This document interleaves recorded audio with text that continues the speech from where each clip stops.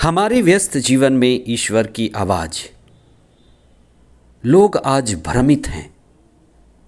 सत्य क्या है, असत्य क्या है। आज हम विज्ञापन और बाजार से बहुत बुरी तरह प्रभावित हैं, जहां कई चीज़ दिखाया जाता है और जो दिखाया जाता है वह बिकता है। झूठ को भी सच बताकर दिखाकर बेचा जाता है। आध्यात्म में दिखावा, अहंकार, अहम, ये बड़ी बाधाएं और दीवार हैं। हमें यूहन्ना बपतिस्ता के जीवन पर चिंतन करने की जरूरत है, जो कितने विनम्र थे, सत्यवादी थे और ईसा के आने के लिए लोगों को तैयार कर रहे थे। आगमन का दूसरा सप्ताह 14 दिसंबर 2023 बृहस्पतिवार। पहला पाठ नबी इसायास का ग्रंथ अध्याय 41 पद संख्याएं 13 से 20 तक और संत मत्ती का सुसमाचार अध्याय 11 पद संख्याएं 11 से 15 तक।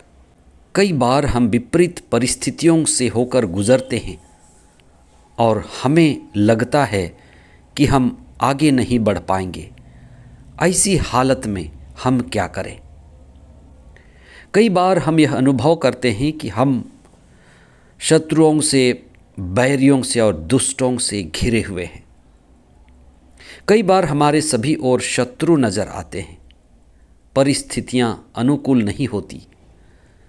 डर होता है, भय होता है। चारों ओर आतंक और हिंसा का माहौल बनता है। ऐसी ही दशा, ऐसी ही हालत इस्राएल के लोगों की थी।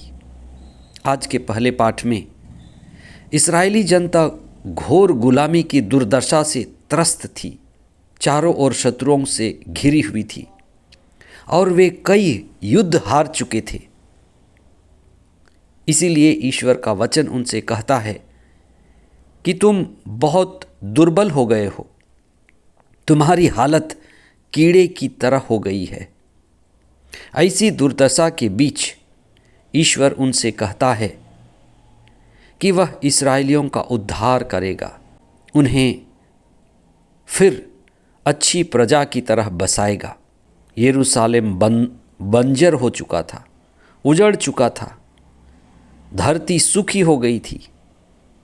प्रभु कहता है पुनः वर्षा होगी, खेत हरे भरे होंगे।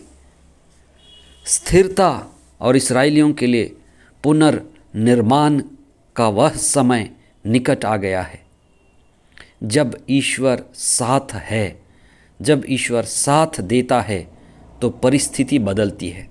विपरीत परिस्थिति से गुजरते हुए लोगों को ईश्वर का यही संदेश दिया जाता है कि उनकी परिस्थिति बदलने वाली है, क्योंकि ईश्वर उनके साथ है। चाहे आपकी परिस्थिति जैसी भी हो, आप ईश्वर पर दृढ़ विश्वास रखें। आप आध्यात्मिक क्रांति में आगे बढ़ें। जब हम ईश्वर को पहला स्थान देते हैं तो हम प्रभु से आशीर्वाद पाते हैं। जब हम प्रभु केंद्रित जीवन बिताते हैं, दुख और पीड़ा और संकट में भी जब ईश्वर की उपस्थिति हमारे बीच रहती है तो हमें बल और ऊर्जा मिलती रहती है। प्रभु की आत्मा का आनंद हमें मिलता रहता है। ये जीवन पवित्र आत्मा में जन्म पाकर जीने के लिए मिला है। इसलिए हमें हिम्मत हारना नहीं है, प्रभु से जुड़ना है और आगे बढ़ते जाना है। परिस्थितियां कुछ भी हों, हमें प्रभु से संयुक्त होकर आगे बढ़ना है। आज के सुसमाचार में यूहन्ना बपतिस्ता के महानता की बात कही गई है। ईसा ने यूहन्ना बपतिस्ता को मानव जाति में सबसे महान व्यक्ति कहा। व्यक्ति की महानता उसकी विनम्रता से निर्धारित होती है, दिखावे से नहीं, बाहरी अकड़ और अहंकार से नहीं। हमें यूहन्ना बपतिस्ता को देखना है। हमारे देश में कहा जाता है विद्या ददाति विनयम, विनयम ददाति पात्रताम। जो विनम्र है, साधारण है, सच्चा है, सरल है, सहज है, वही ऊंचाई की योग्यता रखता है। विनम्रता ही महानता का आभूषण है। बहुत लोग आज इसको स्वीकार नहीं कर पाते, इसलिए हम दिखावा और अहंकार के शिकार होते हैं।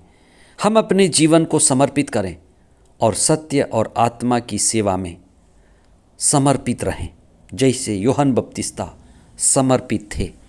आगमन का ये समय हमारे लिए आशीष और कृपा पाने का विशेष समय हो।